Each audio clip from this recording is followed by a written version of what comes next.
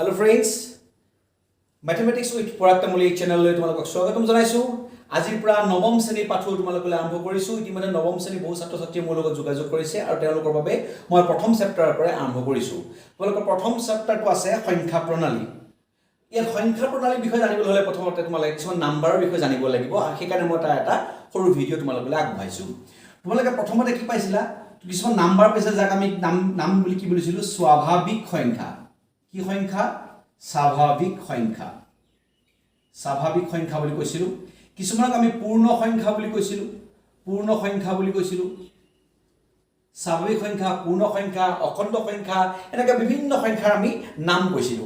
এই গোটেই সংখ্যাবিলাক ক'ত পোৱা যায়?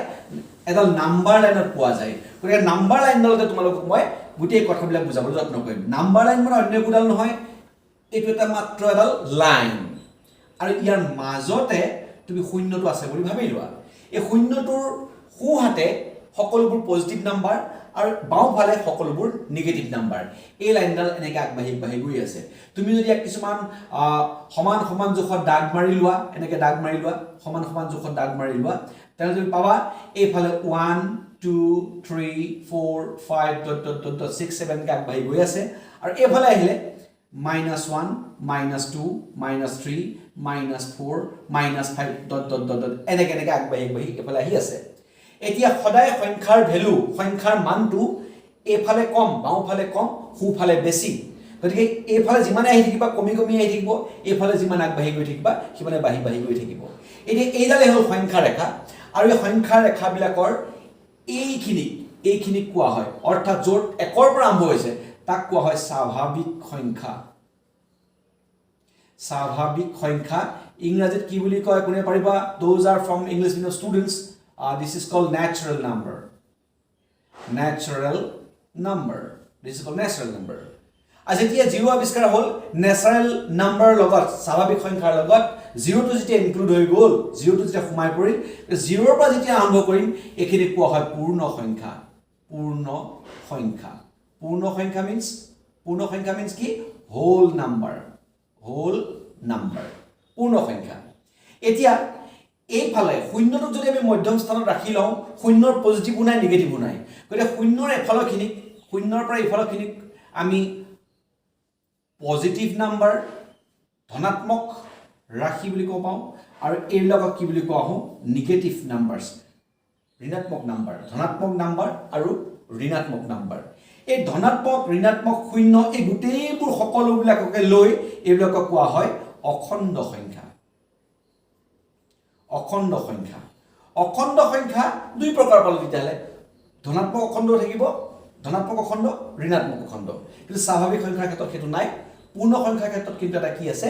স্বাভাৱিক সংখ্যাতকৈ শূন্যটো ইয়াত বেছিকৈ সোমাই আছে। গতিকে অলপ পাৰ্থক্য আছে। এইখিনি হ'ল নাম্বাৰ লাইনৰ মূল কথাটো। এইখিনিৰ পৰা আমি গোটেই কথাখিনি আগবাঢ়িব লাগিব। ইয়াৰ পাছত তোমালোকৰ আটাইতকৈ প্ৰয়োজনীয় ইয়াত আহিছে, তোমালোকৰ নৱম শ্ৰেণীৰ প্ৰথম পাঠটোৱে কথাটো আহিছে পৰিমেয় সংখ্যা। পৰিমেয় সংখ্যা। এতিয়া পৰিমেয় সংখ্যা কোনবিলাক? পৰিমেয় সংখ্যা সেইবিলাক যিবিলাকক আমি P/Q আকাৰত প্ৰকাশ কৰিব পাৰোঁ। P/Q আকাৰত প্ৰকাশ কৰিবলৈ এটা চৰ্ত আছে ইয়াত, আটাইতকৈ প্ৰয়োজনীয় চৰ্ত। Q is not equal 0. Q মান কেতিয়াও শূন্য হ'ব নোৱাৰিব আৰু P আৰু Q কি হ'ব লাগিব? মান, Qৰ মান অখণ্ড সংখ্যা হ'ব পাৰিব। অখণ্ড সংখ্যা হ'ব পাৰিব। অৰ্থাৎ P আৰু Qৰ মান পজিটিভ হ'ব পাৰিব, নিগেটিভ হ'ব পাৰিব। এনেধৰণৰ যিবিলাক সংখ্যা আমি পাম এইবিলাকক কি বুলি কোৱা হৈছে? পৰিমেয় সংখ্যা। তোমালোকে পৰিমেয় সংখ্যাৰ ডেফিনেশ্যনটো, you will get the definition of পৰিমেয় সংখ্যা in your textbook. You can go to the textbook. তোমালোকে তাত পৰিমেয় সংখ্যাৰ সূত্ৰটো তোমালোকে ধুনীয়াকৈ লিখিব পাৰিবা। তথাপিও যদি কাৰোবাৰ অসুবিধা আছে মই লিখি দিছোঁ, চোৱা। যিবোৰ সংখ্যাক তোমালোকে লিখি যাব পাৰা, যিবোৰ সংখ্যাক P/Q আকাৰত প্ৰকাশ কৰিব পাৰি, য'ত Q is not equal 0 আৰু P আৰু Qৰ মান অখণ্ড সংখ্যা, সেইবোৰক কি বুলি কোৱা হয়? পৰিমেয় সংখ্যা বুলি কোৱা হয়। তেনেহ'লে rational number, ইংৰাজীত কোৱা হ'ব rational number. You can write the definition of rational number. The numbers which can be expressed in the form of P by Q, where Q is not is equal to 0, P and Q are integers, then it is called rational number. গতিকে আমি এই rational numberৰ সংজ্ঞাটো the definitions to আমি কি হ'ব লাগিব প্ৰথমতে বুজি ল'ব লাগিব, তেতিয়া আমি পৰৱৰ্তী অংশসমূহলৈ যাব পাৰিম। কাৰণ ইয়াৰ পাছলৈ তোমালোকে পাবা অপৰিমেয় সংখ্যা, গতিকে তাৰ আগতে পৰিমেয় সংখ্যাটো কি তোমালোকক বুজাবলৈ যত্ন কৰিলোঁ। আশা কৰোঁ তোমালোকে বুজি পাইছা, আৰু তোমালোকে যদি বুজি পাইছা তেনেহ'লে লাইক বটনটো অন কৰিবা, আৰু যদি বুজি পোৱা নাই কমেণ্ট বক্সত আহি কমেণ্ট কৰিব পাৰা, আৰু যদি কিবা সুধিব লগা আছে তাক সুধিব পাৰা। গতিকে চাই থাকিবা আৰু ছাবস্ক্ৰাইব কৰিবা ইয়ৰ favourite channel mathematics with Parag Tamuli. Thank U.